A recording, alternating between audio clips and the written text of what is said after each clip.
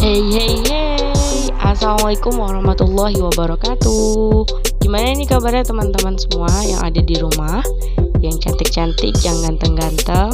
Semoga selalu sehat dan selalu diberikan kemudahan oleh Allah untuk menuntut ilmu. Oke guys, hari ini kita akan belajar tentang bab sholat di dalam pelajaran studi fikih dengan dosen kita Bapak Abdul Aziz MPD. Oke, langsung aja yuk simak penjelasan salsa berikut ini. Kalian tahu nggak sih apa itu rukun sholat? Dijelaskan oleh Syekh Wahbah Az-Zuhaili dalam kitabnya Kitab Fiqhul Islam wa Adillatuhu Juz 2 bahwa rukun sholat adalah bacaan dan gerakan yang wajib dilakukan dalam sholat. Rukun sholat tidak boleh ditinggalkan, baik karena sengaja ataupun tidak tahu atau lupa. Maka dari itu, rukun sholat ini merupakan tindak laku yang wajib kita lakukan ketika kita sholat. Semisal kita sholat lalu kita kekurangan rakaat sholat atau kita lupa, maka di saat itu kita bisa langsung menambah rakaat sholat yang terlupa tersebut, lalu setelahnya kita melakukan sujud sahwi. Dan apabila kita kelebihan rakaat sholat, maka setelah salam kita bisa melakukan sujud sahwi. Menurut matan Al-Ghoyah wa Takrib, ada 18 rukun sholat yang wajib kita ketahui. Yang pertama yakni niat. Yang kedua berdiri bagi yang mampu. Kemudian takbiratul ihram, membaca surah Al-Fatihah, ruku, tumakninah, lalu bangun dari ruku dan i'tidal, kemudian tumakninah, kemudian sujud, kemudian tumakninah, dan duduk di antara dua sujud. Kemudian dilakukan tumakninah kembali, duduk untuk tasyahud akhir, membaca tasyahud akhir, membaca sholawat pada Nabi ketika tasyahud akhir. Kemudian salam pertama, kemudian salam kedua dibarengi dengan niat keluar dari sholat. Kemudian yang ke-18, tertib. Yuk kita bahas lebih lanjut. Yang pertama, berniat. Dikutip dari kitab Kasyifatus Saja yang dikarang oleh Muhammad Nawawi Al-Jawi, dalam mazhab Syafi'i, niat sholat dilakukan di dalam hati bersamaan dengan pengucapan takbiratul ihram. Mengucapkan niat sholat dengan mulut sebelum takbiratul ihram adalah bukan kewajiban, namun suatu kesunahan untuk dapat membantu hati mengucapkannya pada saat mulut mengucapkan takbiratul ihram. Yang kedua yakni takbiratul ihram. Dalam hadis yang diriwayatkan oleh Abu Daud At-Tirmizi dengan sanad sahih dari Ali bin Abi Thalib, Rasulullah Shallallahu Alaihi Wasallam bersabda, kunci sholat adalah bersuci dan pengharamnya adalah takbir. Disebutkan juga dalam hadis dengan sanad muttafaqun alaih, Rasulullah Shallallahu Alaihi Wasallam bersabda, jika hendak mendirikan sholat maka bertakbirlah. Disebutkan pula takbiratul ihram sebab ketika seorang sudah mengucapkan takbir untuk memulai sholat, saat itu diharamkan baginya semua yang halal seperti makan, minum, berbicara, dan hal-hal yang bisa membatalkan sholatnya. Oke teman-teman, selanjutnya membaca Al-Fatihah. Dari Abu Hurairah radhiyallahu an, dari Nabi Muhammad sallallahu alaihi wasallam, beliau bersabda, barang siapa yang sholat lalu tidak membaca Ummul Quran yaitu Al-Fatihah, maka sholatnya kurang atau tidak sah. Beliau mengulanginya sebanyak 3 kali. Maksudnya tidak sempurna sholatnya. Kemudian Syekh Salim bin Sumair Al-Hadrami dalam kitabnya Safinatun Najah menyebutkan 10 syarat membaca surah Al-Fatihah.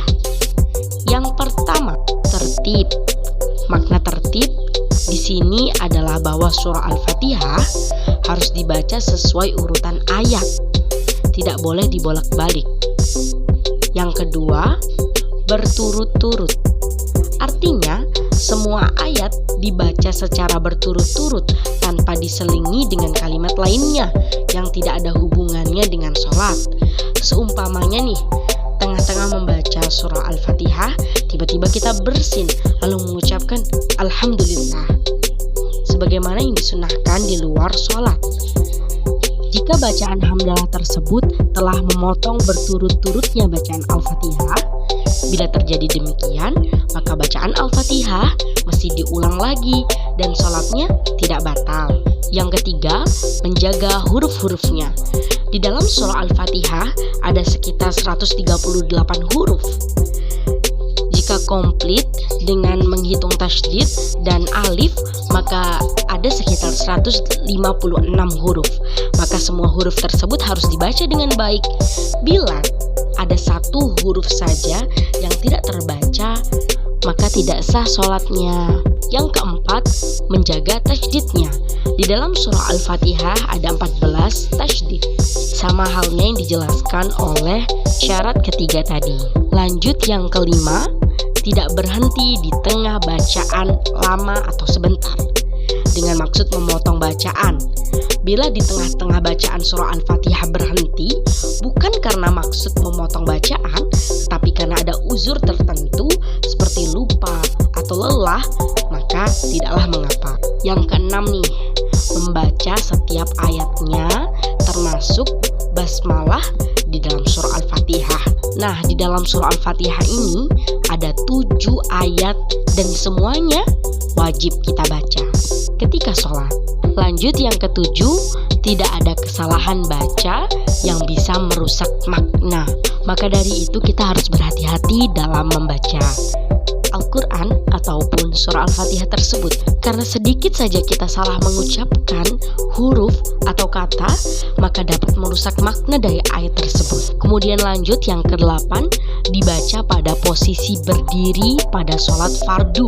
Setiap huruf yang ada di dalam surah Al-Fatihah harus terbaca pada saat posisi orang yang sholat dalam keadaan berdiri. Yang ke-9 nih, dapat didengar oleh diri sendiri. Setiap huruf surat Al-Fatihah yang dibaca harus bisa terdengar oleh diri sendiri. Yang terakhir, tidak diselingi dengan zikir atau bacaan lain. Nah, poin yang ke-10 ini sama halnya dengan poin yang kedua tadi.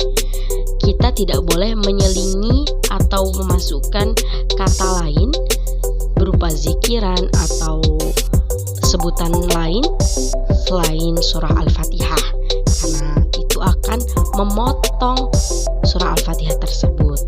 Oke, pembahasan selanjutnya yakni ruku.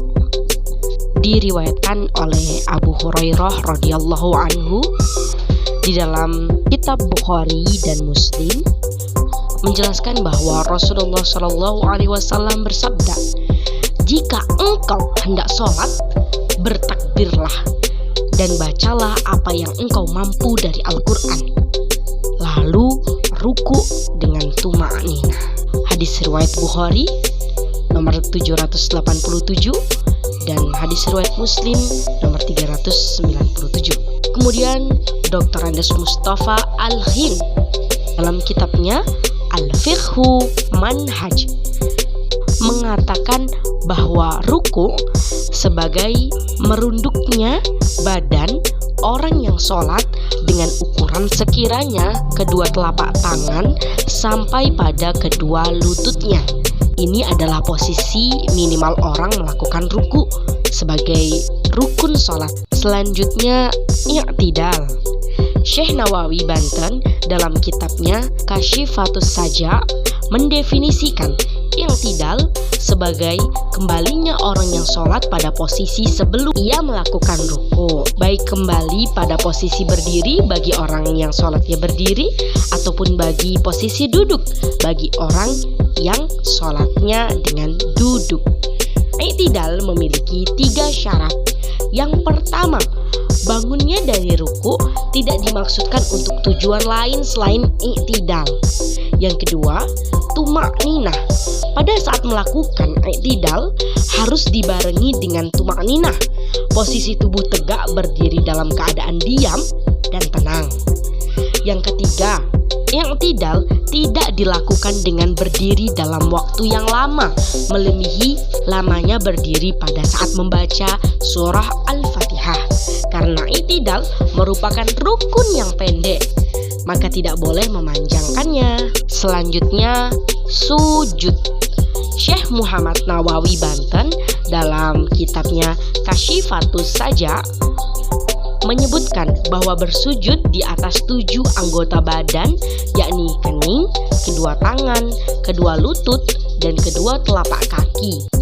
Hadis yang diantaranya diriwayatkan oleh Imam Bukhari yang mengatakan Rasulullah SAW bersabda, "Saya diperintahkan untuk bersujud di atas 7 anggota badan, yakni dahi sambil tangan beliau menunjuk pada hidungnya, kedua tangan, kedua kaki, dan ujung-ujung telapak kaki." Hadis riwayat Imam Bukhari. Selanjutnya, kening dalam keadaan terbuka. Artinya ketika sujud tidak boleh ada sesuatu apapun yang menutupi kening, kecuali bila ada uzur atau alasan tertentu, seperti adanya rambut yang tumbuh di kening atau adanya perban yang bila dilepas maka akan menimbulkan bahaya. Yang ketiga, bertumpu pada kepala. Artinya ketika bersujud yang menjadi tumpuan adalah kening. Yang keempat, jatuhnya badan bukan untuk selain sujud. Yang kelima, tidak bersujud di atas sesuatu yang dapat bergerak, sebab geraknya orang yang sholat dapat membatalkan sholat. Yang keenam, tubuh bagian bawah diangkat lebih tinggi daripada tubuh bagian atas. Yang ketujuh, tuma'ninah. Mungkin hanya itu yang dapat saya jelaskan. Mohon maaf jika ada kekurangan, dan jika ada kesalahan mohon komen di bawah ya guys. Semoga dapat menjadi pembelajaran lebih buat saya nantinya. See you. Wassalamualaikum warahmatullahi wabarakatuh.